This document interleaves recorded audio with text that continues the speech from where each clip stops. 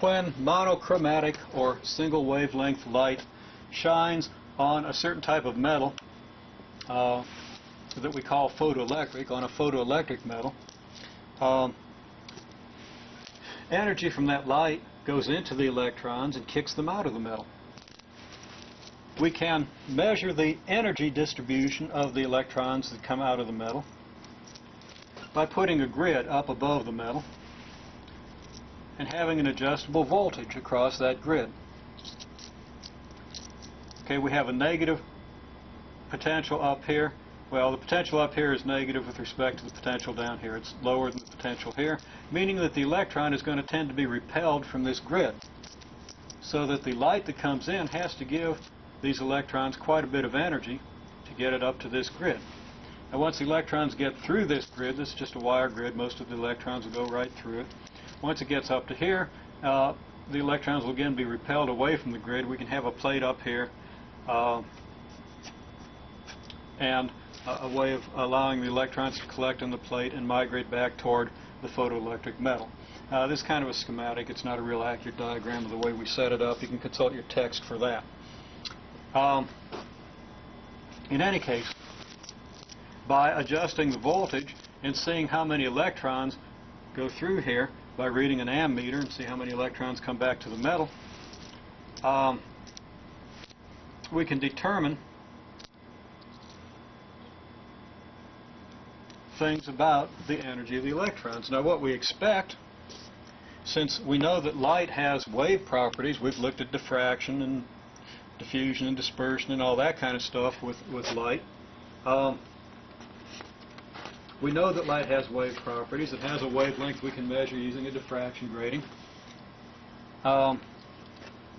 If light's coming in waves, without going into some of the deeper mechanics of waves, what we're going to predict is a probability distribution for electron energies. If we plot electron energy over here and the probability of that electron energy in this direction, or the probability density if we want to be more specific, for one intensity of light we might have probability distribution that looks like this, with a certain most probable energy.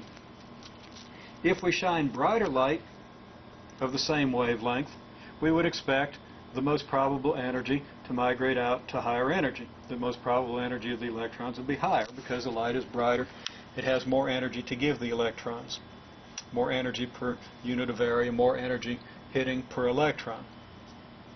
And then we would predict that the current that we get as we increase the voltage would act like this. Okay? We would have a maximum current when we have no voltage. All the electrons would be getting up to the grid and returning back and going through our ammeter, so we have a high current. But as we up the voltage, more and more of the electrons will be rejected. They won't have enough energy to get to the grid, and they'll never get measured, and the current will fall off as we increase the voltage. The point on the curve here, the point on the current curve, is going to be proportional. The height of this point is going to be proportional to the area under the probability function from that given voltage on. And that's something that calculus-based students would need to think about. Basically, we're saying that at this voltage, if we have this voltage on the grid, then all the electrons that have that much energy will get past the grid and get measured in the current. So we'll have a current that's proportional to the area from this point on.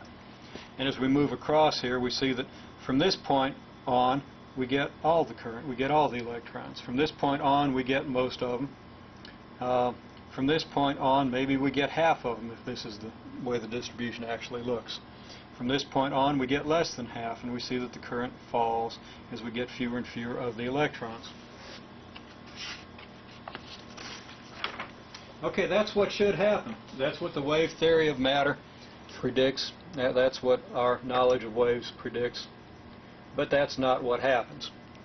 What happens is, as we increase the voltage between the photoelectric material and the grid, the current doesn't diminish. It stays pretty much always the same until it gets to a certain point, and then it drops to zero almost instantly. So we increase the voltage, making it harder and harder for the electrons to get up there, but almost all of them that make it with no voltage are still making it when we get to this threshold voltage. And then all of a sudden we take the voltage a little over the threshold and nobody makes it. None of the electrons have enough energy to get out here. Now that corresponds to a probability distribution that looks like this, a very sharp spike at the threshold energy. We don't have any electrons that have low energies over here, because if we did, the current would be falling off. As we increase the voltage, we'd be rejecting more and more of these electrons that have the lower voltages, so there aren't any electrons with lower voltage.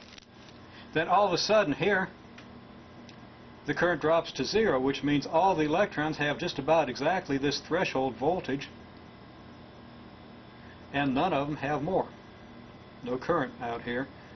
None of the electrons have enough electron volts, enough energy to overcome that voltage.